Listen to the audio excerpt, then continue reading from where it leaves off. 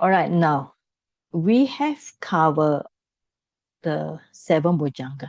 Now we just look at the bojjhanga again. In the bojjhanga, I list down the 7 factors of this 37 bojjhanga. I already sent to you all just now. Right. So let's go for the text. Where's the text? Okay. So we have 7. Now we have 7 bojjhanga, right? But under 7 bojjhanga, another category is a 37 bodhipattaya. So for foundation mindfulness, we have covered already in detail last week and today. And then 4 is the exertion. We already finished. Today we cover this one, all right? 4 bases of power.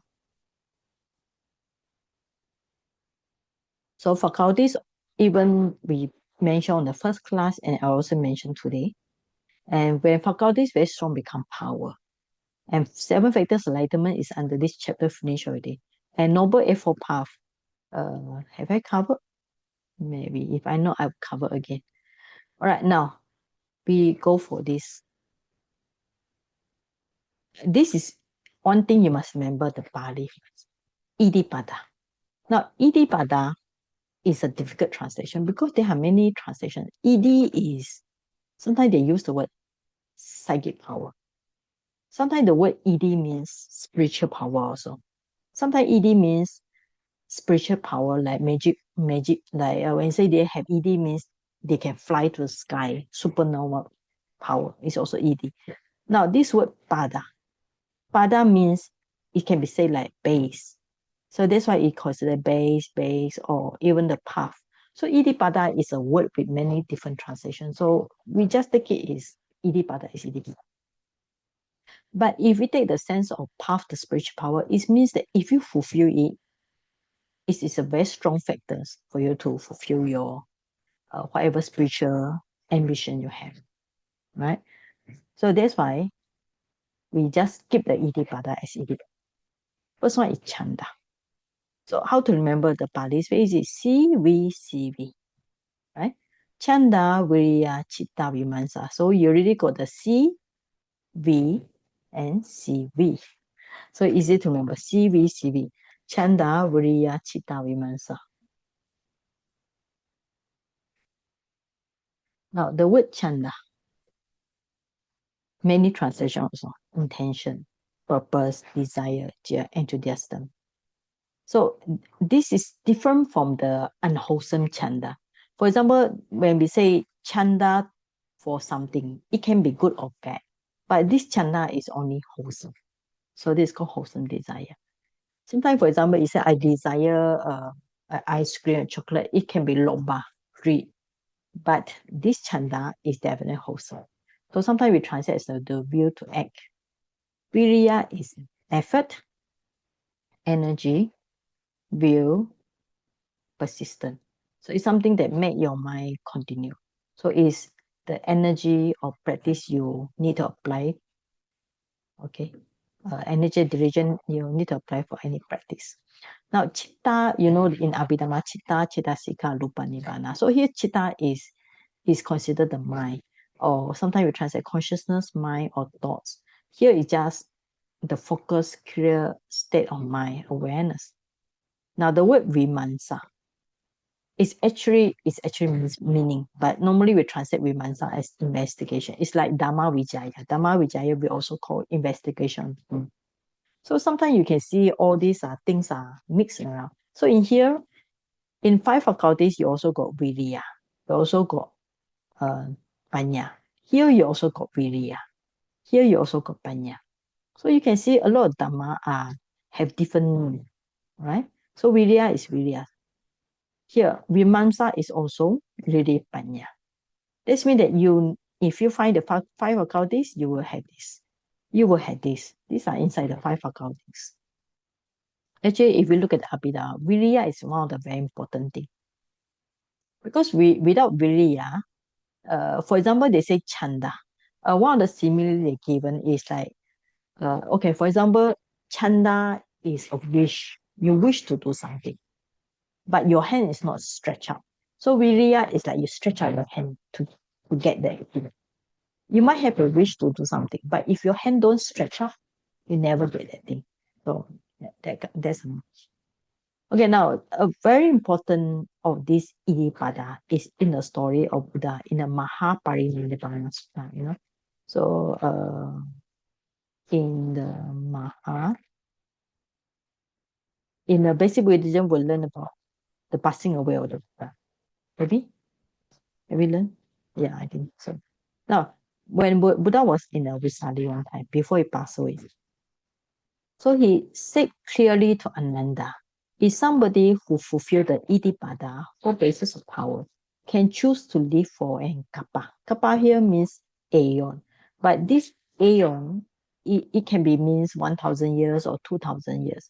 But according to commentary, this kappa means this is the Ayu kappa. Ayu kappa means lifespan. Okay. Ayu means life. So if the human time at that time is 100 years, and at that time, what is the Buddha age? Okay. What's the Buddha age at that time before he passed away? Anybody? Before Buddha passed away, what was he age? 80 years old. 80 years old. Okay. So the Buddha was 80 years old. Okay.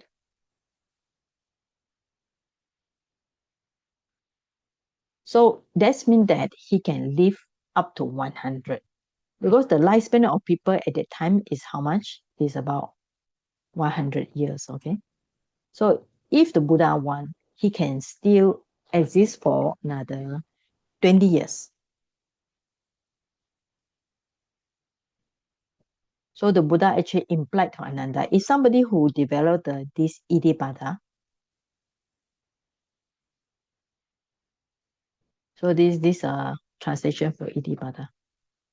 So he can live up to 100 years, okay? So he said, whoever has developed and cultivated the four bases of psychic power.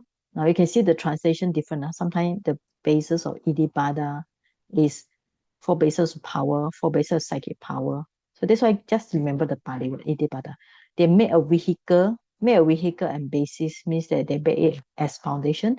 They keep it solidated them, properly implemented them means they make it as a foundation, develop it, and also cultivate it may, if they wish, okay? If they wish. This means that you are talking about if they have this chanda, if they have the desire, if they have this chanda, so they can live for proper lifespan or what is left of it. So proper lifespan means 100 years, and what left for it is only 20 years. So the Buddha only left 20 years. The Buddha then revealed that he himself had thoroughly developed these powers. The Buddha has developed these four Iddhipada and could remain alive for the remainder of the Kappa for 20 years if he so wished. This was a clear and significant hint to Ananda that Buddha could extend his life. Ananda failed to grasp the opportunity and asked him to do so. The missed opportunity is a crucial turning point in the sutta, leading to the Buddha's decision to relinquish his life for Ayu Sankara 3 months later. So that was why during the first Buddhist council, people are blaming the Arahant because you didn't ask the Buddha to live for the 100 years. The Buddha only passed away at the age of 80. So Ananda was blamed. But why Ananda failed to ask? Because he was distracted by the Mara. Mara was showing something. Ananda at that time, he was only a Sotapanna, okay, not Arahant. So that's why the Mara can make something to make him lose mindfulness. And that's why the Iddhipada is so strong. If somebody practice like the Buddha, can extend the lifespan. So for us to practice the Iddhipada, basis of power in daily life, and help to refrain them, right? In Sutta, they are not just for evitation or psychic powers. This means that sometimes we thought Iddhipada is like supernatural power because the word Iddhi means psychic power also. But Buddha called them as basis of success. This means that if we really treat it as a kind of like factors, crucial factors, you can make any goal, your wholesome goal, successful, achievable. Whether you want to in your career, build a relationship, or even your meditation. Okay? Even your meditation, you must have this four Iddhipada. Iddhipada. Okay, so we look at the simile here. It's quite interesting. So these are given idea by the AI. Okay, Buddhika, we can read. Yeah. Simile of car, the engine sequence, the four gears in motion. The Buddha intentionally lists them in this order: Chanda, Virya, Chitta, Vimamsa. This is a feedback loop. Chanda, the GPS, sets the destination.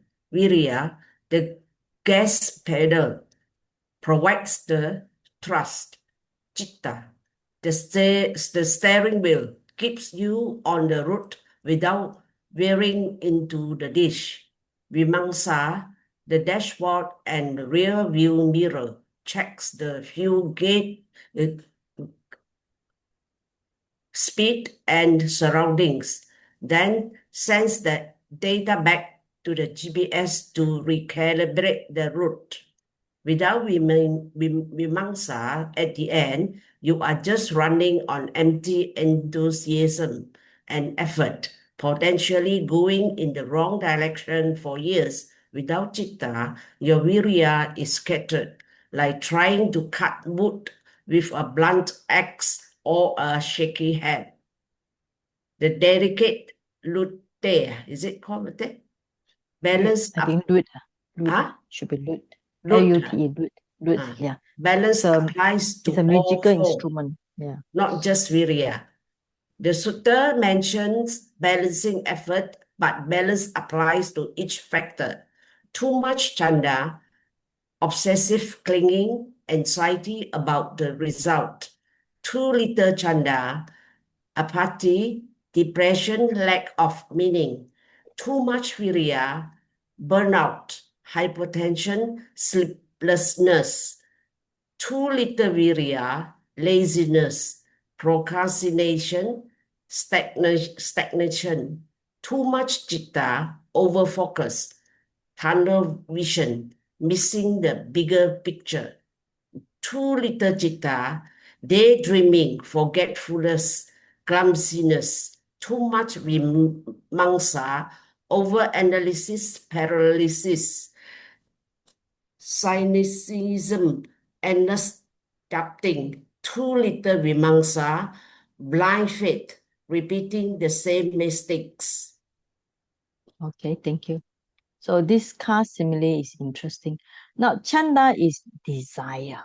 Desire is like goal. You need to set, for example, what is your life? What do you want in meditation? You need to set a goal. So virya is give you the energy. Chitta means focus. You focus. So like you drive the steering wheel, you need to focus. And vimamsa means you need to investigate. You need to have more wisdom. You need to check this one and check that one. Right? So that's the meaning. So lute means that it's a kind of like musician. So make sure like when the string is not too tight. When the string's too tight, the sound is not nice. So if the string is too loose, so the sound is not good.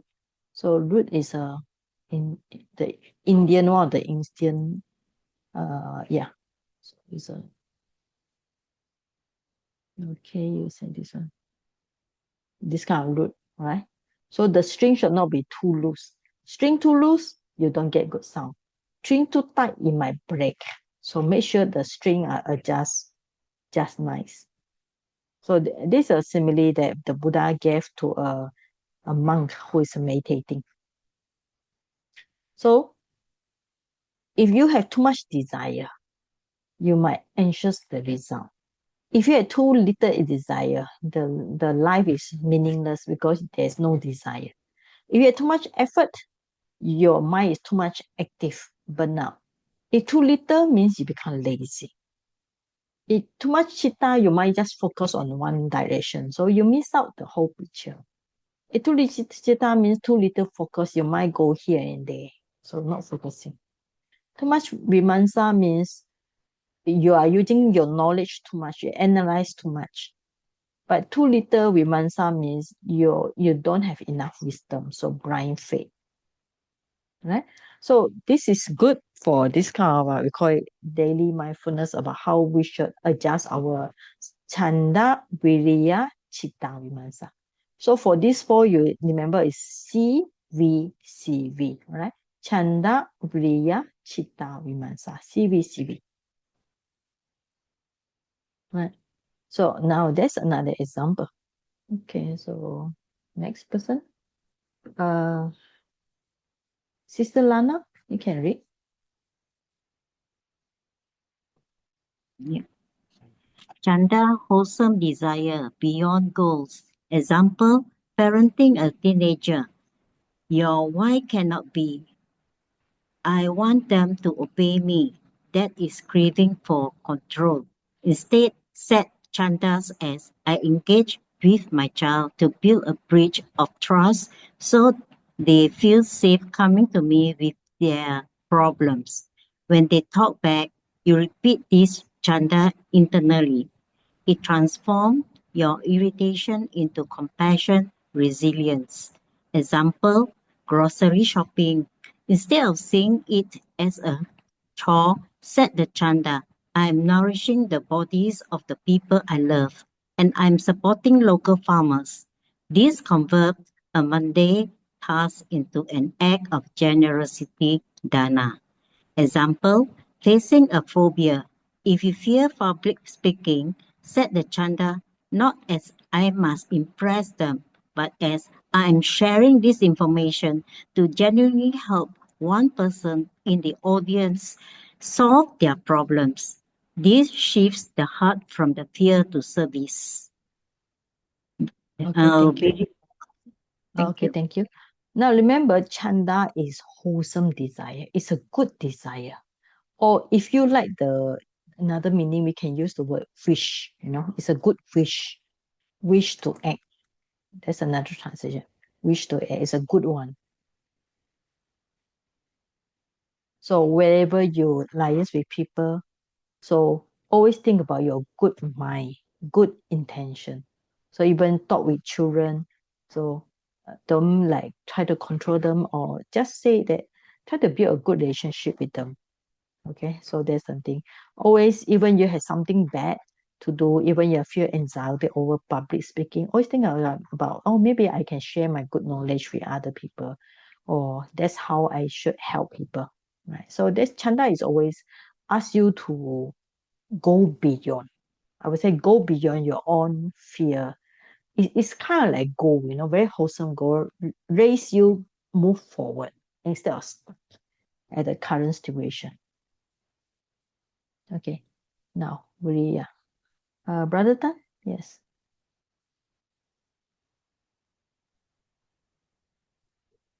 Viriya, energy, the art of resuming.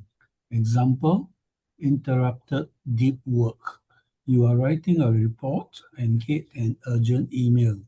Instead of getting frustrated, use viraya as the energy to resume. Apply the reset ritual. Close your eyes, whisper, resuming, and physically tap your desk twice. The physical tap acts as a kinetic anchor to reignite the energy exactly where you left off, preventing the switching cost drain. Example, long, boring virtual meetings. Instead of checking out Slack, apply balanced effort of engaging your core muscles. Sit up straight, slightly engage your abs, and take notes manually with a pen. The physical effort of writing forces your energy to stay grounded in the room. If you feel fanatic, too tense, Purposely lean back and take 5 slow exhales. Example, physical rehabilitation. Doing tedious physiotherapy exercise daily. Viraya, here is micro effort. Break the 20-minute routine into 4 segments of 5 minutes, celebrating each segment with a conscious internal nod. Effort completed to build momentum. Okay, thank you. Now, effort is very easy. Just say it's a sustain. You want to resume something. Okay, first you have goal. You want to do something. Yes, it is goal, but you need the effort to do it. For example, you want to have a good business. You want to have good education. So you must have the effort. Means you must resume whatever you want to start. Even you started, you still have to resume it. Or you stop halfway, you must continue it. So here's are some of the example. And sometimes we need to have balanced effort. Balanced effort means not too much or too little. Or you change your effort from, how you say, from very boring thing and just change it to make sure you sit up straight or whatever. And sometimes we can break our effort into micro. Means that, okay, you don't have energy to finish the task in 2 hours, but you can break it half an hour, you finish, then you take a break. Another half an hour, you take a break. Another half an hour, take a break. For example, I have to do Pali class. I have to do basic Buddhism. How can I do? Oh, I do maybe 1 hour, then I stop. Then I go to toilet, drink water, then come back again, do another task. All right. So we can do it like that. Even though it's a break, but we still can sustain the effort. And at the end, make sure you finish it and then you separate it.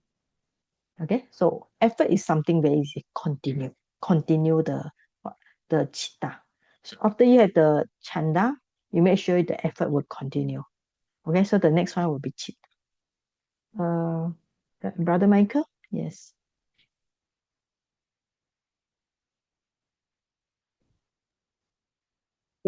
Chitta, focus consciousness, wholehearted present.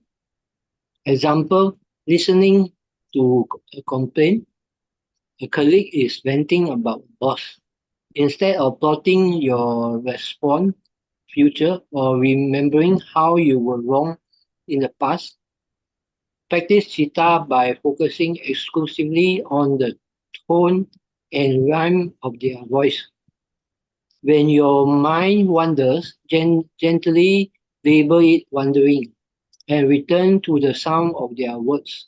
This deep listening often resolves the conflict without you even saying much. Example, washing dishes by hand. The instruction is just eat in the text. For dishes, bring chitta to the sensory shift, feels the temperature change of the water, the sweat of the glass, the weight of the plate. When the mind chatters, say to yourself, warm water, smooth glass. This breaks the autopilot. Example, read a Dharma book. Set a timer for 15 minutes. Read only 2 paragraphs, but read them out loud or sub-vocalize with deep intention. If you finish the paragraph and can't remember it, read it again. Chitta is measured by retention, not speed. Okay, thank you. Now, chitta is very simple. Just say focusing. How are you going to focus? First, you have the chanda, you have the desire to do things, and then you have effort. You want to continue the effort, and then make sure the mind is concentrated. It's not restless, right? It's like just all these are just example given. Whether you're washing the dishes or you're reading the book, and whether you're listening to people, so just focus one pointedness of the mind, right? But it's not the samadhi here. It just say that you make your mind focus because this is not talking about samadhi, right? This is just talking about make your mind focus here. Okay, now next one, Vimansa. Chai Hui Ying. Yes.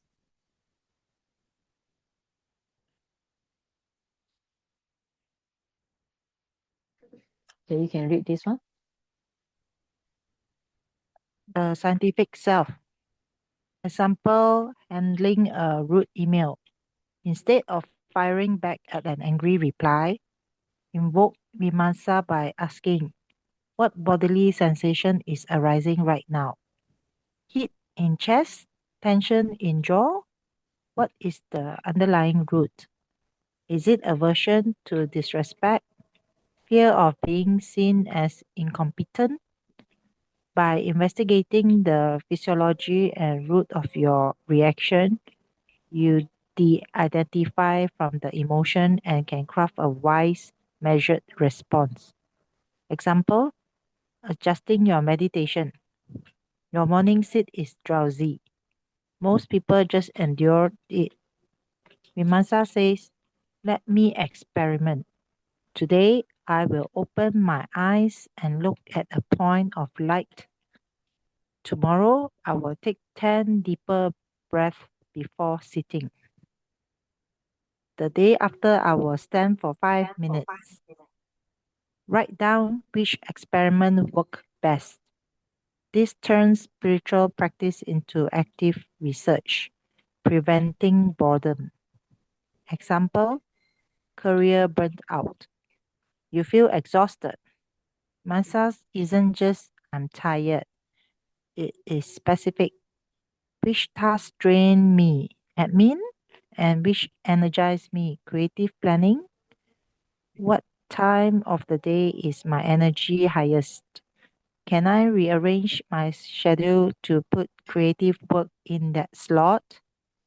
This is using wisdom to redesign your environment rather than just white knuckling through it. Okay, thank you. Thank Now, you. Vimamsa is investigating. So Vimamsa is same with what? Same with wisdom, all right? So you already see wisdom in the 5 faculties, in the 5 powers, in the Dhamma Vijaya, second Bojjhanga. Wisdom is important because it's the one that really penetrate the nature of things. This is the one that lead to Nibbana. All right. But of course, to do a wisdom, you must have effort, you must have mindfulness and so on.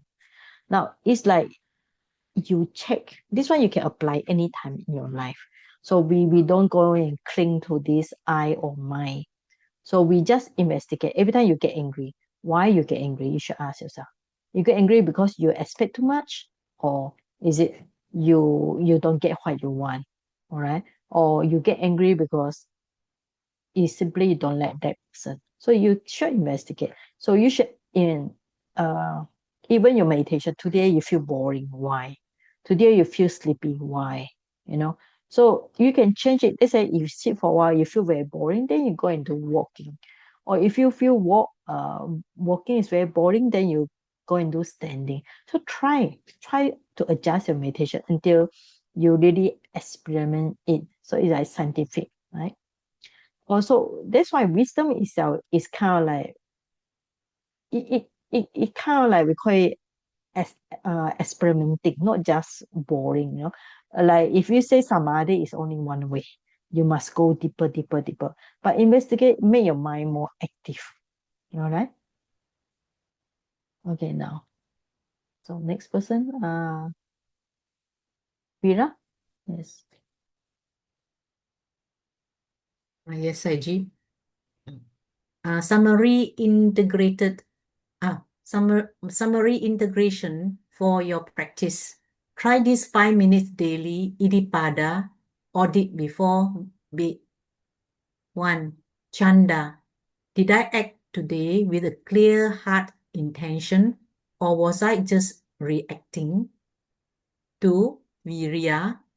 Did I pace my energy or did I crush, overexert? 3. Chitta. Was I present for at least one person or task fully, or was I multitasking all day? 4. Vimamsa. What did I learn about myself today? What will I do differently tomorrow? By examining these 4 daily, you don't need to wait for a future life to develop spiritual powers. You are actively building the psychological immune system that makes liberation and success in any noble endeavor inevitable. Okay, thank you. Thank So you. we can just ask ourselves, do we have chanda? Every time you do things, is it goodwill, good mind, clear intention? And effort is just your energy. Is it enough or not? Do you sustain it? Chitta means your mind. Is it present here fully? All right. Or even if you multitask, like if you all have too many work, even I need to do many work, but make sure at one point you only do one job. So after you finish the job, then you move on to another task. So means that focus wholeheartedly at one time. So chitta is here means focus wholeheartedly. Vimamsa means you learn. You use your wisdom to experiment and learn. So at the end of the day, what do you learn from your meditation? So actually, this four chanda, virya, chitta, vimamsa is actually very powerful because it made you be able to have success. Right? So psychological immune system. You don't wait for result to come. You actively create a good result for yourself. You actively create a better future for yourself. That's the meaning. It's not passive. Normally we say, oh, we wait for karma, for the result of karma to happen. That's passive. Here is you purposely very active because you have this chanda, desire, good with desire, wholesome desire. You have the effort, continued effort, real, persistent. You have the focus mind, and you have the analytical wisdom to see, to examine, right? So Vimamsa is same with what? Okay. Buddhika, Vimamsa is similar to what? To what factors in five faculties? Wisdom. Yes. So it's Sanya Panya. Okay. Chanda is same with what? Do we have chanda in five faculty? Yes or no? Buddhika? No, right? I cannot remember. Five faculties, do we have chanda? No. Do we have virya? Yes. Yes. Do we have vimamsa? Yes. Do we have chitta in five faculties? No. Okay. So, okay, five faculties. What are five faculties? Five faculties similar to five powers when it becomes strong, right? So the first one is what? Sada, Viriya, Sati, Samadhi, and Panya. Okay. So Panya we can see here. Sada we don't have. We have Viriya. We have Panya. Okay. Only this one. But we can take the chanda is, in a good sense, chanda is also kind of like faith, because faith is also trust. But faith is also means that you believe. When you believe, it can change it to what? So this one can change it to, sada can change it to chanda. So it can become chanda. Because when your faith is very strong, you want to do it. Okay? And chitta is mindfulness. But here is, if you are talking about the chitta is focus one, so it actually you can take it is similar. I would say it's quite similar as chitta also. Okay. So in this way, it cover all. Maybe we can put this sati and samadhi, we put together, we take it as a chitta. Okay, we can do it in this way also. Both of them, sati and samadhi, we can take it as a same as chitta here. Then in this way, you have chanda, virya, chitta, and panya. Okay, so we can take it in this way. So it's all these are dhamma, but it's how we see it and how we act on it that's more important rather than passive. So these four iddhipada is very strong, very strong. So whatever you do in your life, make sure you have these four, then you will be successful. Okay. Right. Any question? before we break for meditation? Any question? We will start meditate at 9 o'clock to 9:30, then share merits. So you all should not log out because normally it's 1.5 hours. So now it's only 1 hour. So you all should stay here until 9:30. Right? Any question on any of this chanda?